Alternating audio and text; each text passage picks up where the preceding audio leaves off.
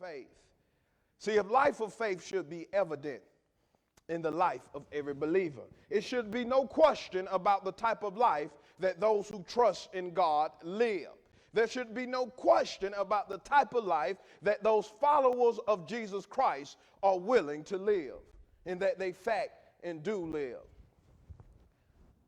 But there always comes a time where we began to say, or we began to question this life of faith that we so desperately want to live. There becomes questions about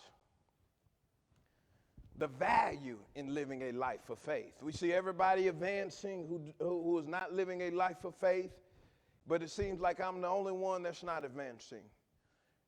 Is it worth it to live a life of faith?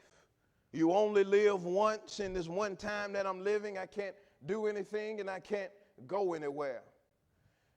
Or we start questioning, can I consistently live a life of faith?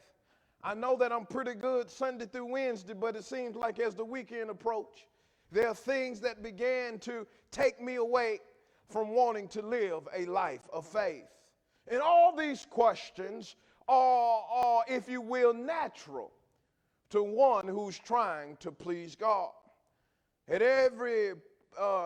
some point in all of our lives, we all have had some of these questions in a different way, in a different shape, or in a different form, where we began to contemplate the life of faith as being the only life that we could live. But I like what Jacob did in Genesis chapter 48. In fact, I love what Jacob did in Genesis chapter 48. What Jacob did is that he realized when Joseph was trying to undo what he was trying to do, when Joseph was trying to contradict what he wanted to happen, what Jacob said was, I know, son, I know.